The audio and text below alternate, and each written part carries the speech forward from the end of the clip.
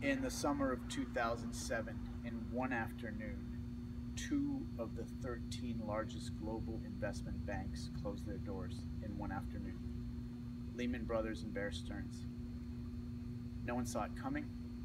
As it happened, no one could explain what was going on. It was possibly the worst financial crisis in human history, and the consequential bailout was possibly the biggest bailout in human history.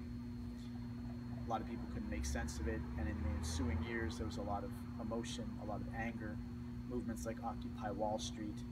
People wanted to resist the system, but they didn't know exactly what their message was.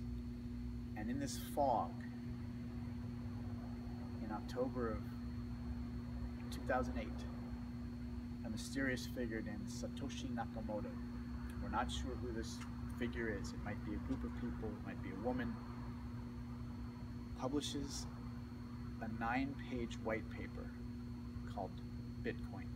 Had some longer name, the Bitcoin Protocol, and comments on a forum, a nerd blog, that Satoshi Nakamoto thinks that Satoshi Nakamoto might have solved the economic and currency problems that have plagued us. In January of the subsequent year, 2009, Bitcoin went live. Bitcoin is three things. It's a software protocol, it is a network, and it is a currency, a digital currency.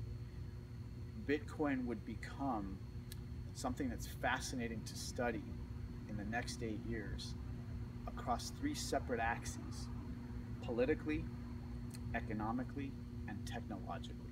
I'll do the last one first. If you're a nerd, if you're a technologist, if you're a software engineer, Bitcoin is a fascinating piece of technology. It's a code that brings together 5 or 6 separate technologies, all of which had pre-existed long before. Some go back to the 70s, some are from the 80s, some are from 1997. And in an elegant constellation, Bitcoin is a fascinating study in technology, and we'll talk about that a lot in ensuing videos. Moving backward, there's another axis that's fascinating, which is economics. To this day, economists have trouble defining what currency is.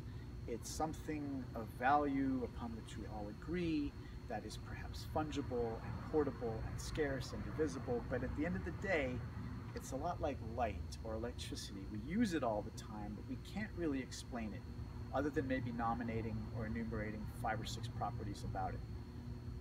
Bitcoin is a fascinating currency. It's a digital currency, and it's something to study through an economic optic. And finally, politically, you don't need to be a political theorist or political scientist studying medieval Italy or 19th century Europe. Study Bitcoin. Watch what would happen from 2009 on as different factions would show up: miners, nodes, users, developers, exchanges, wallets, and they each have their own interest, a vested interest, and you can watch them try to influence the future direction of this protocol with political influence, political impulses, and we'll be studying that as well. Big thank yous to the late Mark Yowitz, we were supposed to do this together, to Box Mining Daily, to Ivan on Tech, to the wonderful Andreas Antonopoulos, and to the incomparable Callum von Moger. Can I go now? Let's bleed, pig!